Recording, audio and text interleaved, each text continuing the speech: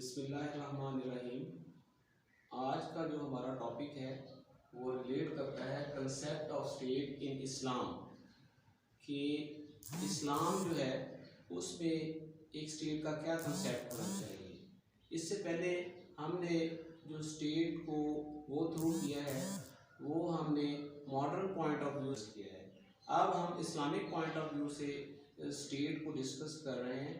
तो इस्लाम में जो स्टेट का बेसिक कंसेप्ट है वो हमें मिलता है रियासत मदीना का क़याम। रियासत मदीना जो है उसको हज़ूर नबी करीम मोहम्मद मुस्तफ़ा सल्लल्लाहु अलैहि वसल्लम ने रियासत मदीना का क़याम अमल में लाया गया, और आपने रियासत मदीना का क़याम जो है जो दो बेसिक बुनियादी प्रिंसिपल्स थे, नंबर 1 जस्टिस इंसाफ का निज़ाम, और नंबर 2 इक्वालिटी मसावात और बराबरी का असूल।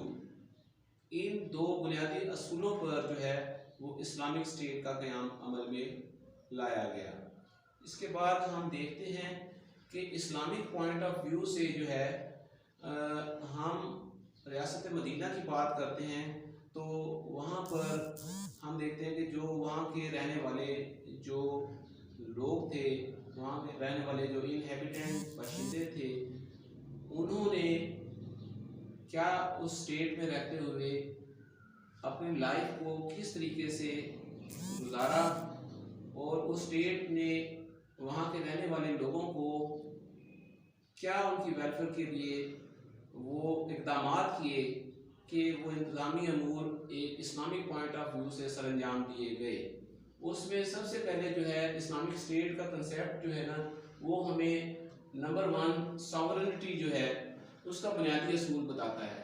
इस्लाम में हम ये कहते हैं कि इक़्तिदार आला की ज़ात जो सॉवरन अथॉरिटी है वो अल्लाह ताला है, और अल्लाह ताला जो है वो तमाम इख्तियारात के मालिक हामिल ज़ात है, और उस स्टेट के रहने वाले लोग जो हैं अल्लाह ताला से उन इख्तियारात को बतौर अमानत लेते हुए अपने चूज़न रिप्रेजेंटेटिव के ज़रिए उन इख्तियारात को इस्तेमाल करते हैं, और जो एक स्टेट के बुनियादी अमूर को चलाने के लिए जो इक़दामात या बुनियादी असूल रिक्वायर होते हैं वो अकॉर्डिंग टू दी। अब इसमें हम जो सॉवरन अथॉरिटी है वो अल्लाह ताला की ज़ात है, और वहाँ के स्टेट के जो लोग हैं वो अपने चूज़न रिप्रेजेंटेटिव्स के ज़रिए उन इख्तियारात को बतौर अमानत इस्तेमाल करते हुए उस स्टेट के इंतज़ामी अमूर चलाते हैं,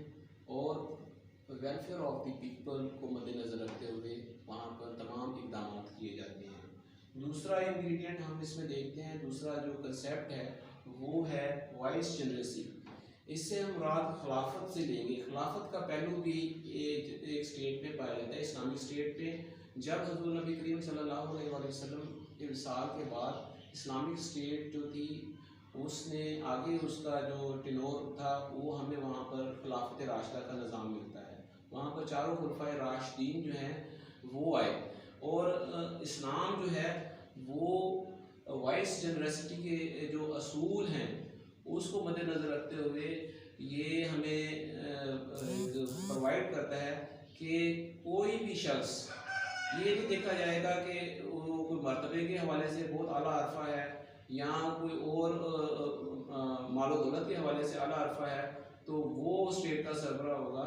वाइस जनरेसिटी से मुराद ये है कि कोई भी ऐसा शख्स जो फहम रखता हो, अदराक रखता हो, वो जो है इस्लामिक स्टेट का सरबराह बन सकता है।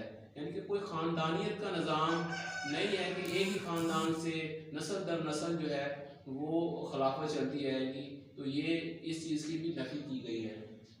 दूसरा यहाँ पर हम देखते हैं कि शूरा का निज़ाम जो है इस्लामिक स्टेट का एक अहम हिस्सा है। शूरा में जो है वो मुख्तलिफ़ तबका फ़िक्र के जो लोग हैं, मुख्तलिफ़ उलमा, मुख्तलिफ़ मुआशी मैदान के लोग, और मुख्तलिफ़ ताजर तजारत करने वाले और दीगर शोबा हायात के जो माहिर लोग हैं उनको शूरा में लिया जाता है। और लोगों के जो मामलात होते हैं जहाँ पर कोई भी एम्बिगिटी पाई जाती है तो वो उनका हल निकालते हैं according to the injunction of Islam which are derived from the holy Quran and sunnah. जो कुरान मजीद और सुन्नत में बुनियादी असूल दिए गए हैं उनको मद्देनजर रखते हुए लोगों के मसाइल का हल दिया जाता है। और इसके बाद जो इस्लाम जो है इस्लामिक स्टेट में एक सबसे अहम प्रिंसिपल जो है वो इक्वालिटी का प्रिंसिपल है। इक्वालिटी मुसावात जो है उस पहलू को मद्देनजर रखा गया है। इस्लाम जो है वो कहता है कि तमाम लोग जो हैं एक स्टेट में रहने वाले तमाम बाशिंदे बराबर हैं। कोई रंग, नस्ल, माल, दौलत की बुनियाद पर आला अरफा तस्वर नहीं होगा, बल्कि एक शख्स जो बहुत बड़ा ताजर है या एक वो आम आदमी जो अपनी मजदूरी कर कसबे हलाल कमाता है, वो दोनों बराबर हैं उस स्टेट में रहने वाले। उनके हकूक बराबरी की सतह पर उनको दिए जाएंगे। और उसके बाद हम देखते हैं कि इंडिपेंडेंस ऑफ जुडिशरी का जो बुनियादी निज़ाम है वो भी हमें इस्लामिक स्टेट के हवाले से मिलता है कि आज़ाद मुआशरा जो है, कोई मुआशरा उस वक्त तरक्की करेगा जब वहाँ पर निज़ाम इंसाफ जो है वो आज़ादाना तरीके से लोगों को मुहैया किया जाएगा। तो जस्टिस का जो बुनियादी असूल है वो भी हमें इस्लाम से ही मिलता है।